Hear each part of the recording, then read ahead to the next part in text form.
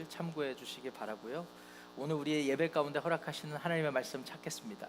구약성경 창세기 28장 10절부터 22절까지의 말씀입니다. 구약성경 창세기 28장 10절부터 22절까지의 말씀 우리 찾으셔서 저와 여러분들이 한 절씩 교독하고 마지막 절 22절 마지막 절은 큰 목소리로 합독하시겠습니다. 창세기 28장 10절에서 22절까지의 말씀, 제가 먼저 10절을 읽겠습니다. 야곱이 브엘세바에서 떠나 하란으로 향하여 가더니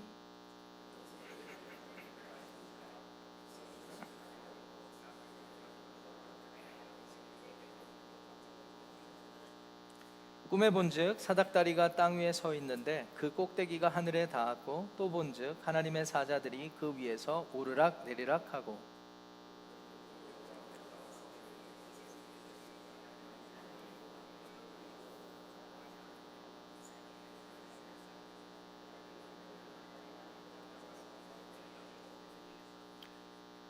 네 자손이 땅에 티끌같이 되어 네가 서쪽과 동쪽과 북쪽과 남쪽으로 퍼져나갈지며 땅의 모든 족속이 너와 네 자손으로 말미암아 복을 받으리라.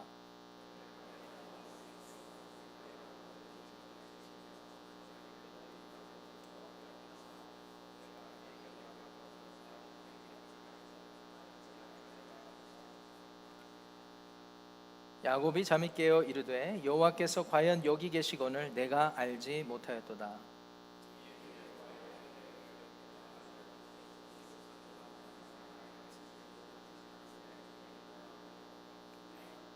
야곱이 아침에 일찍이 일어나 베개로 삼았던 돌을 가져다가 기둥으로 세우고 그 위에 기름을 붓고,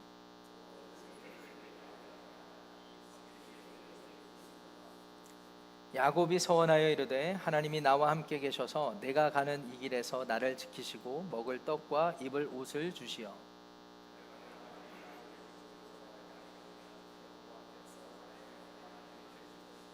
함께합니다.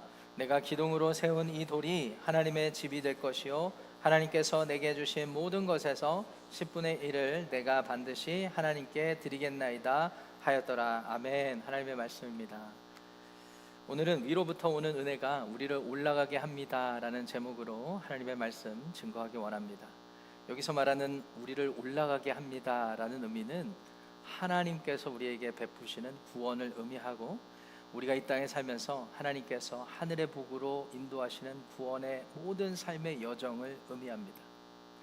여러분 아시다시피 기독교 신앙이 세상의 수많은 종교들의 가르침과 특별하게 차이가 구별되는 이유는 사람의 수고와 노력을 통해 구원, 하나님께 올라가는 길을 말하지 않고, 기독교 신앙은 하나님이 모든 죄인들에게 직접 내려오시는 은혜를 가르치고 있기 때문에 우리가 믿는 예수님을 믿고 따르는 기독교 신앙은 철저히 하나님의 은혜로 주어지는 구원을 가르친다라고 설명드릴 수 있겠습니다.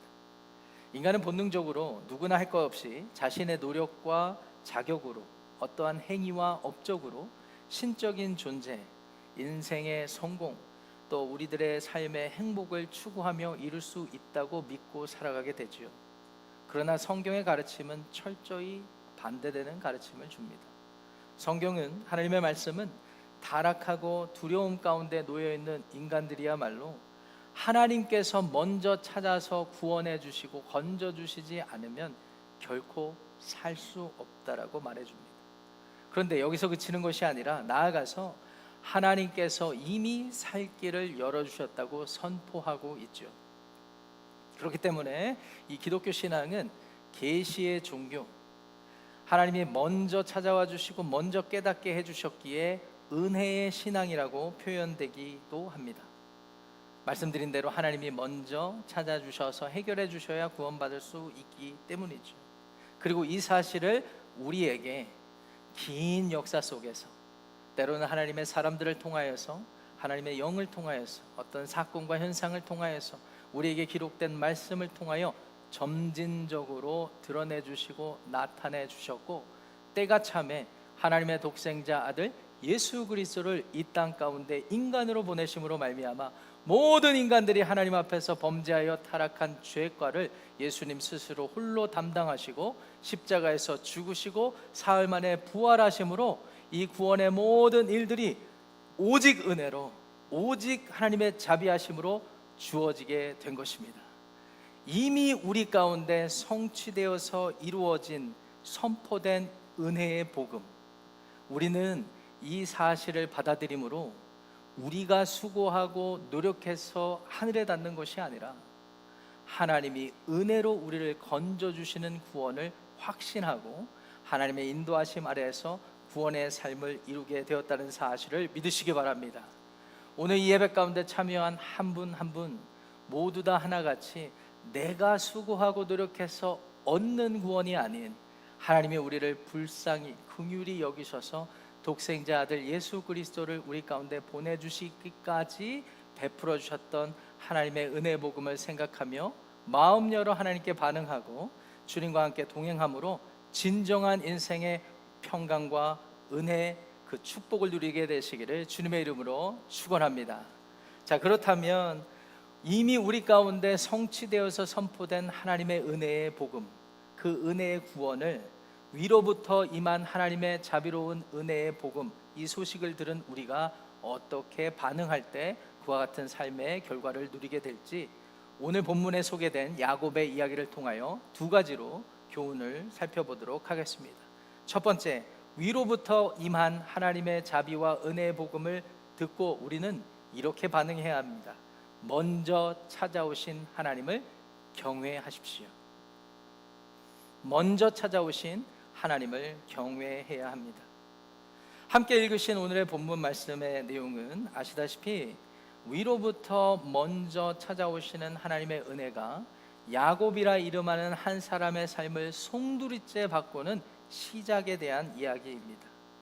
지난주 말씀을 통하여서 우리는 이미 태어날 때부터 쌍둥이 형의 발꿈치를 잡고 나온 야곱이 그의 형 에서의 배고픔의 상황을 이용하여서 장자의 명분을 가로챈 사건에 대해서 우리가 살펴보았죠.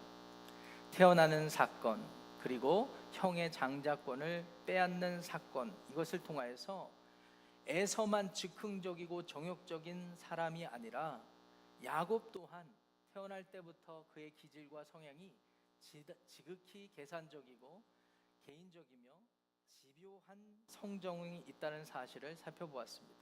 이 사실을 통해 지난주 말씀 기억하시죠?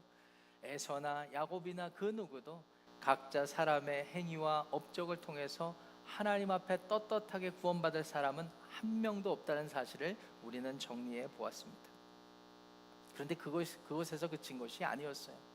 이제 야곱이 그와 같은 기질과 성향으로 살아가다가 어머니 리브가와 함께 계획하여서 이제 아버지 이삭이 죽기 직전에 아들들에게 마땅히 베풀어야 되는 축복권을, 형 에서의 축복권을 가로채는 그런 일들이 있었습니다. 그래서 형처럼 위장을 하고 몸에 막 동물의 털을 붙이고 또 형이 사냥해서 온 것과 같은 음식을 어머니의 도움으로 갖다 바치면서 하나님의 축복을, 형에게 가야 되는 축복을 앗은 것이죠. 빼앗은 것이죠. 고대 근동에서 한번 뱉어진 말, 축복의 말은 다시 주워 담을 수 없습니다. 하나님의 이름으로 맹세했던 것, 하나님의 이름으로 축복했던 것 주워 담을 수 없었습니다. 그렇기 때문에 야곱에게 이미 전해진 축복을 다시 뒤로 돌릴 수가 없었던 것이에요. 이 사실을 알게 된 정욕적인 에서는 분노에 치를 떨었습니다. 그래서 야곱을 죽이고자 하였죠.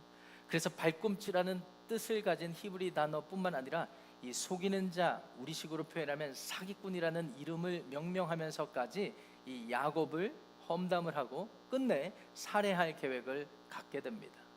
그의 어머니 리브가가 그 계획을 알게 되고 그녀의 사랑하는 아들 야곱을 먼 길을 도망 보내게 되죠. 그의 오라버니였던 라반의 집 바단 아람으로 고향 땅으로 보내게 됩니다. 형 에서의 살해 위협으로부터 도망길에 오르게 된 것입니다. 그래서 부엘세바에서부터 출발한 야곱이 우리 시대 말로 우리 시대 단위로 계산을 해보니까 65마일 정도의 길을 부지런히 도망하여서 북쪽으로 이 루스라는 땅에 이르게 됩니다. 제가 구글을 펼쳐놓고 구글에서 이렇게 계산을 해보면 대략 금문교를 지나는 어느 지점 정도까지 이 산호스에서 출발하여서 밤낮 시간 쉬지 않고 다다르게 된 것입니다. 지치고 피곤해 지쳐서 해가 뉘역뉘역 지고 깜깜해진 상황에서 야곱이 그곳에서 머물기로 하게 되죠. 그곳에 돌을 하나 주워다가 베개를 삼고 잠을 청하게 되는데, 아니 글쎄 하나님께서 꿈속에 야곱을 만나 주신 것입니다. 오늘 본문 12절 말씀 보시면 하나님께서 야곱의 꿈에 찾아오시는 장면을 소개하고 있죠. 야곱이 꿈에서 보니까 사닥다리가 이렇게 있는 건 아니겠습니까? 그 사닥다리가 땅 위에 서 있다라고 구절에 표현되어 있고, 그 사닥다리의 끝이 하늘의 꼭대기에 닿아 있더라라는 것입니다. 더 신기했던 것은 그 사닥다리를 통하여 하나님의 천사들이 오르락내리락 하는 것 아니겠습니까? 여기서 잠깐 스탑하고 우리의 현대인의 이해를 뒤로 하고 이때 당시의 사닥다리의 상황을 상상해 보기를 원합니다. 오늘 이 본문 12절 말씀을 생각해 보면 우리 교회 뒤편에 있는 긴 사다리를 생각하실 거예요. 그래서 긴 사다리를 펼쳐놓은 천사들이 하늘에서부터 막 오르락내리락, 그 모습이 얼마나 우스웠겠습니까? 우리 시대의 사다리를 떠오르면 그런 생각을 하게 되죠. 뒤뚱뒤뚱거리면서 어렵게 오르락내리락 하는 모습을 상상하기 쉬운데, 히브리 원어적 표현의 이 사닥다리라는 것은 이 계단식의 구조물입니다. 그러니까 하늘이 열리고 하늘에서 계단이 쫙 있는 것이, 계단이 내려온 것이 보인 것뿐입니다. 그리고 그 계단을 통하여서 하나님의 천사들이 부지런히 왔다 갔다 하는데, 여기에는 담긴 상징적 의미가 있죠. 하나님이 여전히 살아계시고 하나님은 지속적으로 하나님의 천군 천사를 통하여서 이 땅 가운데 관여하시고 간섭하고 섭리하고 계신다는 사실을 보여주신 것입니다. 하나님께서 야곱에게 자신을 드러내신 것입니다. 그의 꿈을 통하여서 말이죠. 거기서 그친 것이 아니죠. 13절 말씀을 보면, 13절부터 15절까지의 말씀을 보면 하나님께서 자신을 드러냈을 뿐만 아니라 이른바 자신을 계시했을 뿐만 아니라 이제 야곱에게 다가가 개인적으로 하나님의 음성을 들려주시게 됩니다. 13절 말씀 보세요. 하나님께서 야곱에게 말씀하십니다. 나는 여호와니 너의 할아버지 아브라함의 하나님, 너의 육신의 아버지 이삭의 하나님이다 라고 자신을 드러내 주시죠. 그러면서 야곱이 도망하다 지쳐 쓰러지다시피 한 루스 땅을 그의 후손에게 자자손손 주겠다라고 약속하십니다. 이어지는 14절을 보면 하나님께서 아브라함에게 하셨던 약속을 기억하셔서 이제 야곱뿐만 아니라 야곱과 그의 자손들을 통하여 할아버지 아브라함에게 하셨던 약속이 이어지게 하시겠다라고 말씀하시죠. 야곱과 야곱의 자손을 통하여 이 땅의 모든 족속들이 복을 얻게 하셨다라는 약속을 확인시켜 주십니다. 그리고 15절을 통하여서 하나님이 이 일을 끝내 이루시기까지 그를 떠나지 않으시고 그와 동행하겠다라는 말씀을 해주신 것입니다. 지금 야곱의 상황을 상상해 보세요. 야곱은 자신의 수고와 노력과 행위로 자신의 인생의 행복을 찾고자 했습니다. 이 세상 사람들이 말하고 가르쳐주는 성공적인 삶을 이루고자 했습니다. 인생의 행복과 만족과 평안을 스스로 얻으려고 했습니다. 그 일을 위하여 계획했고 계산했고 그렇게 살려고 열심히 노력했습니다. 그래서 그런 것을 이룬 것 같아 보였습니다. 형의 상황을 이용해서 장자의 명분도 빼앗고 아버지를 속여서 형에게 갈 축복권을 자기가 받았다고 여겼는데, 오늘 루스 땅까지 도망와서 자신의 삶을 돌아보니까 어떻습니까? 자신은 열심히 한다고 했는데 자기에게 남겨진 감정이란 실패한 패배감과 좌절한 절망감 뿐이었습니다. 아마 그는 허무함까지도 느꼈을 것입니다. 내가 무엇을 위해서 내 인생을 이렇게 살아왔는가? 지치고 불안하고 두렵기까지 한 그 실패의 자리였을 것입니다. 루스 땅이 다른 누군가에게는 평범한 땅이었을지 몰라도 야곱이 도망길에 오르다가 지쳐 쓰러진 그 시점에서는 철저히 인간적으로 실수하고 실패한 자리였다라는 것이죠. 그런데 그곳에서 하나님께서 그를 찾아와 주셨던 것입니다. 비록 꿈이라 할지라도 하나님께서 그를 찾아와 주시고 그에게 음성 들려주시고 그를 향한 하나님의 계획을 말씀해 주신 것입니다. 여러분 같으면 이 상황 가운데 야곱의 반응은 어떠했어야 한다라고 생각하십니까? 여러분이라면 이 상황 속에서 어떻게 반응하셨겠습니까? 야곱은 살아계신 하나님, 그 살아계신 하나님을 경험한 후에 17절과 같은 반응을 보이고 있습니다. 17절 말씀 보세요. 먼저 16절 말씀 보시면 야곱이 잠에 깨어서 이런 표현을 합니다. 여호와께서 과연 여기 계시는구나. 그런데 문제는 내가 알지 못하였다. 그러면서 17절에 두려워하면서 이런 고백을 합니다. 두렵도다 이곳이여, 이것은 다름 아닌 하나님의 집이요 이는 하늘의 문이로다 라는 고백을 합니다. 말씀드렸다시피 세상의 많은 종교들은요 자기의 수고와 노력과 행위를 통하여서 그 모든 구원을 이룰 수 있다라고 가르칩니다. 그리고 그것을 위해서 열심히 종교 행위를 하면서 살아가게 되죠. 그런데 기독교 신앙은 그런 수고가 무익하다라고 강조합니다. 나아가서 복음을 들려주시는데 하나님이 우리의 이런 신세와 모든 상황을 아시고 하나님이 직접 우리를 찾아와 주셨다. 여기에 더 나아가서 하나님의 아들 예수 그리스도를 우리 가운데 보내주셔서 개인적으로 말씀해 주시는 것입니다. 네가 네 인생의 수고와 노력으로 사는 것이 아니라 네가 스스로 타락한 자리, 너를 위해서 대신 죽은 내 아들 예수 그리스도를 믿고 그 예수를 따르며 살면 네가 나의 은혜로 말미암아 구원을 얻으리라 라고 말씀해 주실 때에 야곱은 두려운 마음으로 반응했던 것입니다. 여기서 말하는 이 두려움은 공포의 감정이 아닙니다. 여기서 말하는 두려움의 의미는 하나님을 존경하고 하나님께 감사의 마음을 담은 두렵고 떨리는 감정을 의미합니다. 그러니까 이 말의 의미에는 그의 태도가 담겨 있는 것이죠. 그동안에 하나님이 있다고는 생각을 했어요. 그리고 그것을 위해서 할아버지에게 받은 그 언약이 나에게도 왔으면 좋겠다라고 막연하게 여기며 살아왔어요. 그런데 비로소 하나님이 나를 위해서 일하고 계셨고 내가 알지 못했을 뿐이고, 근데 그 하나님께서 오늘 나를 찾아주셨다라는 사실을 깨달은 순간 그는 바로 자신의 태도를 새롭게 하여 하나님 앞에 경외함의 반응을 보이고 있는 것입니다. 그 증거가 18절 19절 말씀으로 이어지죠. 야곱이 하나님을 경외하는 마음을 품게 된 이후에 보였던 반응이 어떠합니까? 지난밤에 돌을 베고 잤는데 자기가 베고 잤던 그 돌, 자기의 인생이 실패했다라고 여겼던 그 비참한 곳에서 그 돌을 일으켜 세워서 그것에 기름을 붓고 하나님 앞에 예배의 삶을 드리기 시작합니다. 하나님을 경험한 사람은요 경외하는 마음으로 하나님 앞에 예배의 삶으로 나아가게 된 것입니다. 그리고 그 땅은 어떤 사람들에게는 평범하게 루스라고 이름하는 땅이었지만 그곳의 이름을 바꾸게 되죠. 스스로 의미를 부여하게 되죠. 그래서 히브리 말에 벳엘이라는 뜻은 하나님의 집이라는 뜻이 되겠습니다.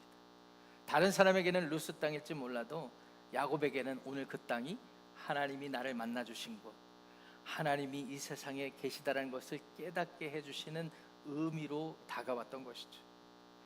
산호세가 더 이상 산호세가 아니요, 내가 하나님을 만난 이곳이 하나님의 집이 되고, 우리 가정이 더 이상 평범한 가정이 아닌 내가 하나님을 믿고 하나님을 내 삶의 가정의 주인으로 믿고 따르기로 하면 그곳이 하나님이 동행하시는, 하나님이 머무시는 하나님의 가정이 되는 것이죠.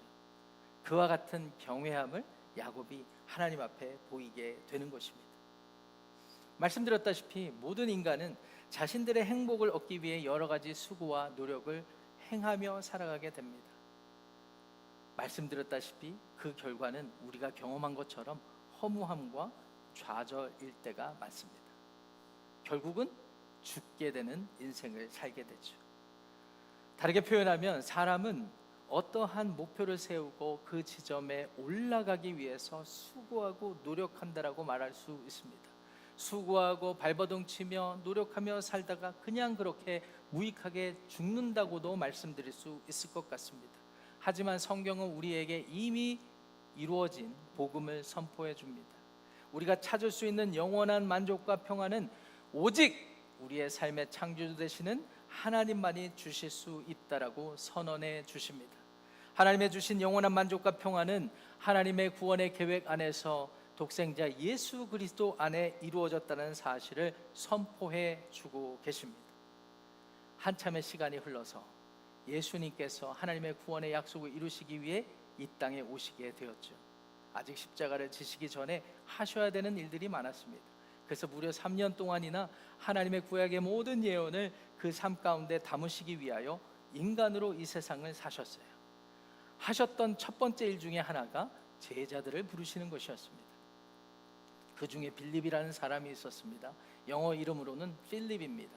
아니 목사님, 빌립도 영어 이름이 있었어요? 여러분, 대부분의 영어 이름이 전부 성경에서 비롯된 이름이라고 여러분 아시죠? 성경에서 비롯된 이름 중에 또 다른 이름이 있습니다.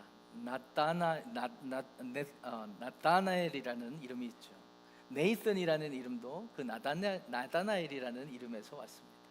빌립이 자기가 예수님을 만나고 따르다 보니까 전도하고 싶었던 마음이 생겼던 모양이에요. 그래서 평소에 자신의 경건과 수고의 노력으로 하나님의 율법을 잘 지키던, 그래서 평소에 늘 언제나 무화과 나무 아래에 가서 말씀을 주야로 묵상하고 경건한 삶을 추구하며 살던 나다나엘을 찾아갑니다.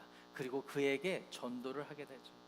나다나엘, 나다나엘, 나다나엘, 내가 드디어 메시아를 만났다. 기름 부음 받은 자, 하나님의 구원을 성취할 자 그리스도를 만났다라고 했을 때 나다나엘은 어떠한 반응을 보였을까요? 나사렛에서 선한 것이 나겠어? 이렇게 반응했던 것이 나다나엘이었습니다. 그런데 그 나다나엘을 예수님께서 찾아가 주신 것입니다. 오늘날 이미 성취된 기독교 신앙의 복음, 은혜의 복음을 전하면 많은 사람들이 이런 반응을 하게 되죠. 어떻게 사람이 죽었다 다시 살아나? 눈에 보이지 않는 신을 내가 어떻게 믿어? 라고 조롱하듯 반응할 때가 있죠.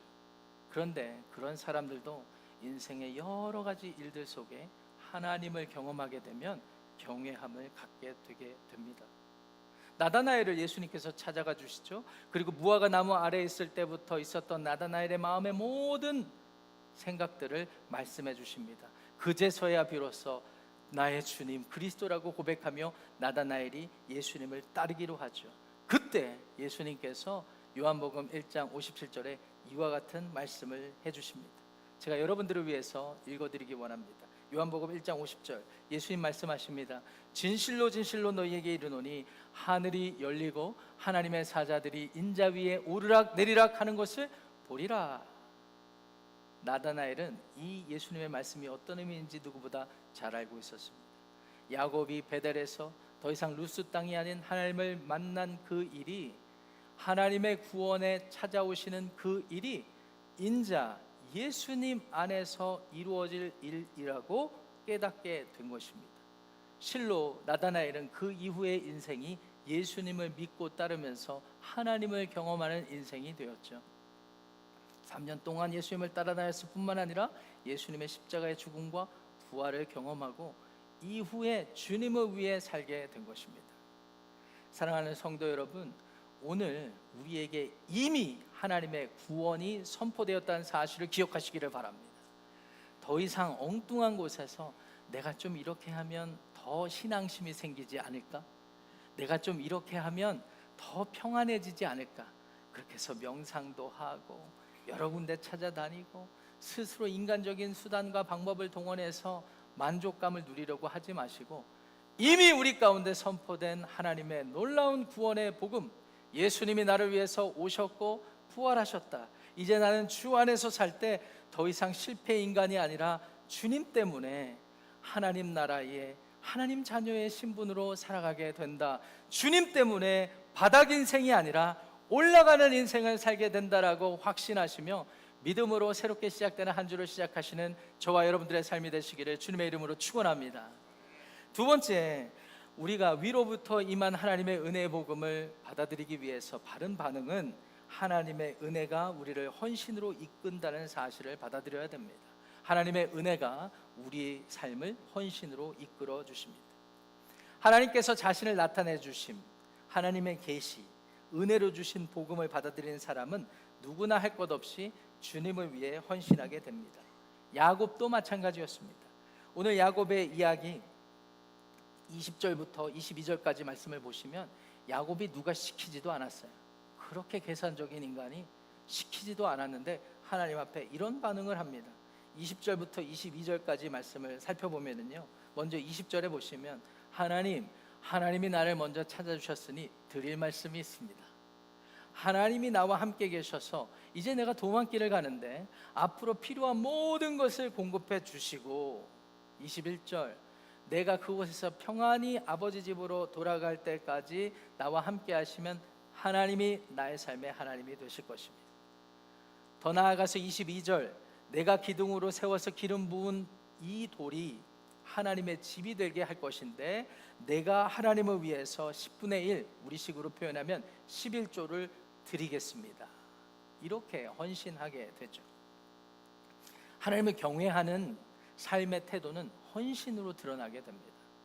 그래서 우리가 성경에 보면 이 사람이 구원받았는지 아닌지를 알게 하는 성경적 세 가지 증거가 우리에게 기준이 주어지게 되죠. 첫 번째는 하나님의 말씀을 하나님의 말씀으로 받아들이느냐에 대한 것이고요, 두 번째로는 내적으로 내가 그것에 반응할 만한 성령이 계시느냐 아니냐, 이런 것들을 통해 알게 됩니다. 실제적으로 성령이 내주하시는 것은 우리가 죄를 미워하는지 아닌지에 대해서 여부에 따라서 알게 됩니다. 내가 예수님을 영접하고서 여전히 죄를 탐닉하고 있다면 그 사람은 구원받은 사람이 아닐 확률이 높다라는 것이죠. 마지막으로 세 번째, 이러한 삶은 하나님 앞에 만족하며 헌신하게 되는데 그 삶에 열매가 맺히게 되어 있습니다. 그렇기 때문에 내가 구원의 확신을 얻었다라는 사람, 눈물을 흘리며 회개하고 주를 위해 살겠다고 다짐하고 결단한 사람이라고 한다면 그 삶에 반드시 헌신이 나타나게 되어 있는 것이죠. 그 헌신 자체가 하나님이 요구하시는 열매라는 사실을 기억하시기를 바랍니다. 그런데 흥미로운 사실은 오늘 본문에 보니까 이 야곱이 헌신을 약속해요. 11조를 약속해요. 그런데 지나치게 인간적이고 계산적이고 계획적인 자신의 성향을 그대로 드러낸다라고 할 수가 있습니다. 철저히 자기중심적으로 하나님, 나를 이렇게 복 주시면 하나님이라고 믿고 살아가겠습니다. 하나님이 이렇게 해주시면 내가 하나님께 11조를 드리겠습니다. 내 기도를 응답하시면 하나님의 인도하심을 믿고 살아가겠습니다. 이런 식의 태도로 헌신을 약속하고 있는 것입니다. 그럼에도 불구하고 하나님은 이와 같은 미성숙한 야곱의 헌신이라 할지라도 그의 헌신의 삶을 받아서 하나님이 먼저 찾아와 주셨듯이 하나님의 그의 삶의 주도권을 가지시고 야곱의 삶을 다듬어 가시게 되는 것이죠. 이후에 이스라엘이라는 나라를 일으키실 때도 하나님은 철저히 그들의 삶을 인도하고 다듬어 가시면서 그들의 삶이 미성숙한 헌신의 삶에서 완전한 헌신의 삶으로 이어지게 하신다라는 것이죠. 하나님의 은혜는 이와 같이 깊고도 넓습니다. 하나님의 은혜는 우리가 단지 하나님이란 존재가 있다는 사실을 보여주고 그치는 것이 아니에요. 하나님의 은혜는 우리로 하여금 예수님을 영접하는, 그래서 구원의 확신, 이것만 주는 것에서 그치는 것이 아닙니다. 하나님의 은혜는 끝까지 우리를 영화롭게 하시는 그 날까지, 예수님이 다시 오시는 그 날까지 우리를 언제나 새롭게 하시고 우리를 하나님의 뜻에 맞게 생각하게 하시며 우리의 감정과 의지의 모든 삶의 과정을 하나님 뜻 안에서 다듬어 가시게 되는 것입니다. 그렇기 때문에 경외하는 자, 하나님을 두렵고 떨리는 마음으로 믿고 따르는 자의 삶 가운데 늘 동행하시며 하나님의 은혜가 우리로 하여금 더욱더 헌신의 삶으로 인도해 가신다는 사실을 믿으시기 바랍니다. 사랑하는 성도 여러분, 우리는 모두 미국 땅에서 이민자로서 살아가게 되죠.